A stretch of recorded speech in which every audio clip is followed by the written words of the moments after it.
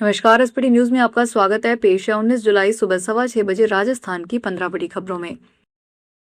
राजस्थान के मुख्यमंत्री भजनलाल शर्मा ने पुलिस मुख्यालय पहुंचकर साइबर क्राइम कंट्रोल को लेकर उच्च अधिकारियों की बैठक ली। उन्होंने कहा कि साइबर क्राइम को पूरी तरह कंट्रोल करने और सभी तरह की सुविधाएं और संसाधन उपलब्ध करवाने के लिए सरकार प्रतिबद्ध है। इससे पहले उन्होंने R4C का अवलोकन किया और साइबर क्राइम कंट्रोल रूम 1930 की कार्यप्रणाली को भी समझा। मुख्यमंत्री ने स्वयं 1930 हेल्पलाइन पर एक पीड़ित की समस्या को सुना, साथ ही समस्या को दर्ज करने एवं उसे संबंधित थाने और बैंक को डिस्पैच करने की प्रणाली की बारीकी से जानकारी ली। उन्होंने साइबर क्राइम कंट्रोल सेंटर के लाइव डैशबोर्ड का भी अवलोकन किया। जयपुर के विश्वकर्मा इंडस्ट्रियल एरिया में मिलावटी और असुरक्षित मसालों के निर्माण पर बड़ी कार्रवाई करते हुए एक मसाला फैक्ट्री को सील कर दिया गया। मौके से कुल 6,273 किलोग्राम मसालों का स्टॉक जब्त किया गया। साथ ही फैक्ट्री के खाद्य लाइसेंस को भी निरस्त करने की प्रक्रिया शुरू कर दी गई। खाद्य सुरक्षा आयुक्त डॉक्टर टी शुभ मंगला के निर्देशन और जयपुर प्रथम के अधिकारी डॉक्टर रवि शेखावत के नेतृत्व में खाद्य सुरक्षा अधिकारी की टीम ने विश्वकर्मा इंडस्ट्रियल एरिया के राजेंद्र एंटरप्राइजेस मसाला पिसाई केंद्र पर छापेमारी की। जोधपुर महानगर और जिला विधिक सेवा प्राधिकरण के जजों ने रोडवेज डिपो पर औचक निरीक्षण किया। इस दौरान वहां नियमों को ताक पर रखकर चलाई जा रही एक रोडवेज स्लीपर बस पकड़ी गई, जिससे सुरक्षा के कोई पुख्ता इंतजाम नहीं थे। जांच में सामने आया कि दिल्ली जाने वाली इस स्लीपर बस में न तो पीछे की तरफ कोई आपातकालीन द्वार था और न ही छत पर निकास द्वार बना हुआ था।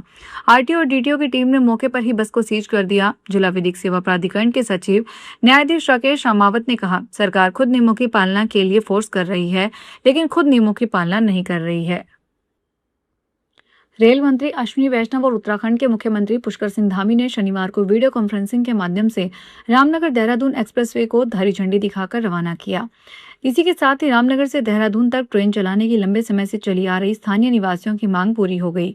वैष्णव ने दिल्ली से श्री धामी ने देहरादून से वीडियो कॉन्फ्रेंसिंग से तथा पौड़ी सांसद अनिल बालूनी, हरिद्वार सांसद त्रिवेंद्र रावत, स्थानीय विधायक दीवान सिंह बिष्ट ने रामनगर रेलवे स्टेशन से ट्रेन को हरी झंडी दिखाकर रवाना किया।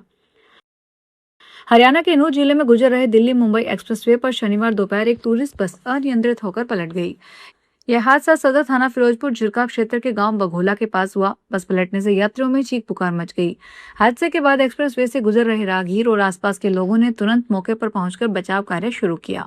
बस के दरवाजे क्षतिग्रस्त होने के कारण जाम हो गए। इसके बाद लोगों ने शीशे तोड़कर एक एक कर यात्रियों को बाहर निकाला। प्रत्यक्षदर्शियों के अनुसार 7 यात्रियों को चोटें आई है। सूचना मिलने पर सदर थाना फिरोजपुर झिरका पुलिस भी मौके पर पहुंच गई और राहत कार्य संभाला। जयपुर के चाकसू में पूर्व वेद प्रकाश सोलंकी का कांग्रेस के राष्ट्रीय महासचिव सचिन पायलट ने जूस पिलाकर आमरण अनशन तोड़वाया।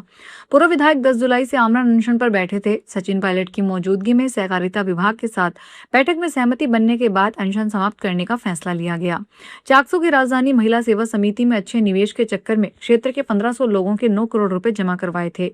एफडी मैच्योर होने पर जब लोग पैसे निकालने पहुंचे तो अधिकारी टालमटोल करते रहे। मार्च 2026 में अचानक पता चला कि समिति वाली ऑफिस में ताला लगाकर चले गए हैं। अलवर में चुनावी रंजिश में हत्या के मामले में कोर्ट ने भाजपा के पूर्व जिलाध्यक्ष इंद्रजीत सिंह समेत 9 दोषियों को उम्र कैद की सजा सुनाई। सजा सुनाई जाने के बाद शनिवार को सभी दोषी कोर्ट परिसर से मूंछों पर ताव देते हुए बाहर निकले। कोर्ट ने सभी दोषियों पर 1-1 लाख रुपए का जुर्माना भी लगाया। कोर्ट ने 22 गवाहों के बयान, मेडिकल रिपोर्ट और अन्य दस्तावेज सबूतों के आधार पर यह फैसला सुनाया। हत्या का दोषी इंद्रजीत सिंह रिश्ते में मृतक अवतार सिंह का मामा लगता है। अहमदाबाद से एक बड़ी खबर सामने आई है। यहाँ पर एक पटाखा फैक्ट्री में भीषण धमाका हो गया, जिसमें 8 लोगों की मौत हो गई, जबकि 15 लोगों के घायल होने की खबर है। बताया जा रहा है कि धमाका इतना भीषण था कि इसकी आवाज 5 किलोमीटर दूर तक सुनाई दी। मौके पर पहुंची फायर ब्रिगेड की टीम और स्थानीय पुलिस बचाव कार्य में जुट गई। प्रधानमंत्री नरेंद्र मोदी ने गुजरात के अहमदाबाद में पटाखा फैक्ट्री में हुए हादसे में लोगों की मौत पर दुख जताया है। पीएमओ ने सोशल मीडिया पर कहा कि दुख की इस घड़ी में मेरी संवेदनाएं पीड़ित परिवारों के साथ है। घायलों के जल्द ठीक होने की प्रार्थना करता हूँ। नागौर में कृषि उपज मंडी समिति में शनिवार को अधिकांश कृषि जिंसों के भाव मजबूत बने रहे। एक बार फिर जीरा 22,000 रुपए प्रति क्विंटल के उच्चतम स्तर पर पहुंच गया। वहीं मूंग, सौंफ और इसबगोल के भाव भी मजबूत रहे। दूसरी ओर गवार, चना, जौ और तिल जैसी जिंसों ने सीमित दायरे में कारोबार हुआ। मंडी में मूंग का भाव 5500 से 7600 रुपए प्रति क्विंटल दर्ज किया गया। अच्छी गुणवत्ता की आवक में खरीदार सक्रिय रहे, जिससे भाव मजबूत बने रहे।